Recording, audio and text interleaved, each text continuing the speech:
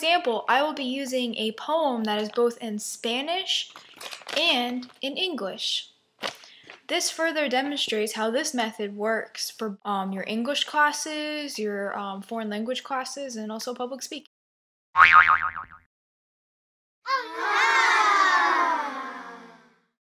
For instance, if you're trying to memorize something and you have no idea what it's talking about, you should at least become familiar so you know what the article or speech or song is really about.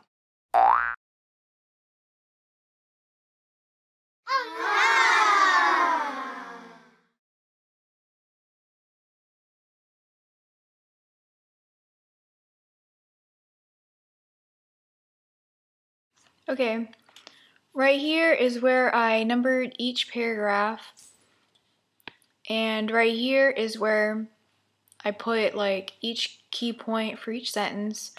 Like for instance, this talks about a donkey's body, so I put body as my first key point, and then the second talks about how like the color of his eye looks like beetle, so I put eyes as the second key point.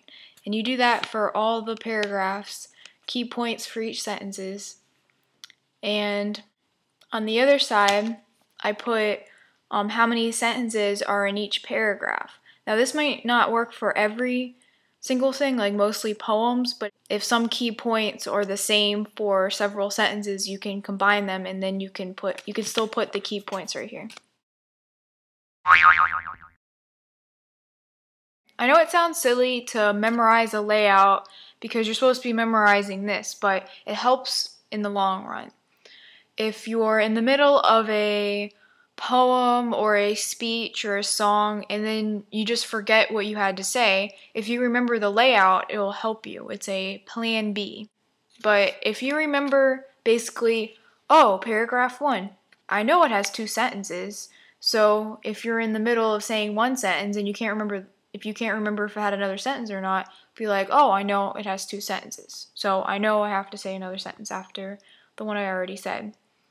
And same thing with the key points. If you memorize the key points, you'd be like, okay, first I have to talk about, okay, the sky, and then the next thing I have to talk about is clouds.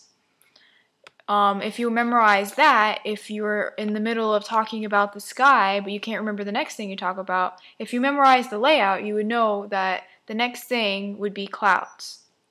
Now, if you have to memorize something in another language, my best recommendation would be to do the same thing except have one side in Spanish, Russian, anything, and then have the other side translated in English.